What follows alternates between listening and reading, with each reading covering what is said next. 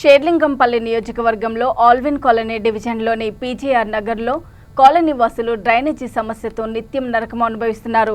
Drainage పొంగి రోడ్లపై ప్రవహిస్తున్న సివరేజ్ అధికారులు, స్థానిక కార్పొరేటర్, ఎమ్మెల్యేలు పట్టించుకోవడం లేదంటూ ఆగ్రహం వ్యక్తం చేశారు. ఓవైపు డ్రైనేజీ, మరోవైపు దోమల బెడద ఎక్కువగా ఉండి అనారోగ్య పాలవుతున్నామని, ఇంట్లో నుండి బయటకు వెళ్లాలంటే డ్రైనేజీ వాటర్లోనే నడుచుకుంటూ బయటకు వెళ్లాల్సిన పరిస్థితి నెలకొందని వాపోయారు. ఈ విషయం తెలుసుకున్న బీజేపీ నాయకులు పీజీఆర్ కాలనీలో పర్యటించారు.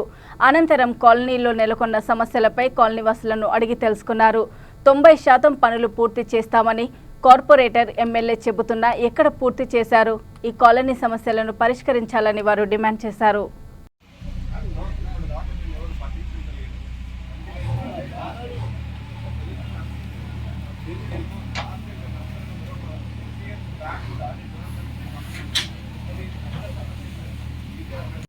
పైన కాదన్నా ఇప్పుడు పైన మ్యాన్యువల్ ఏమైతే పైన స్లాబ్ అంతా ఇదైపోయి కింద పుడిపోతుంది, నక్కడిపోతుంది, రాయన నక్కడిపోతుంది, పిల్లలు తిరుగుతూ ఉంటారు. దాంట్లో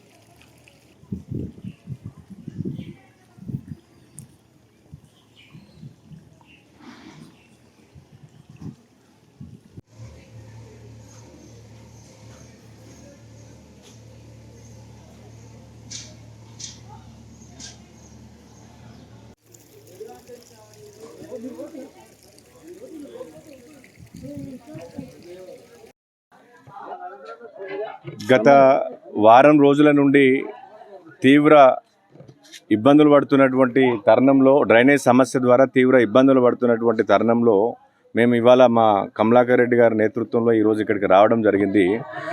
ఇది పీజీఆర్ నగర్కి డ్రైనేజ్ సమస్య ఒక పాపంగా మారిపోయింది, ఒక శాపంగా మారిపోయింది పీజీఆర్ నగర్ కాలనీకి.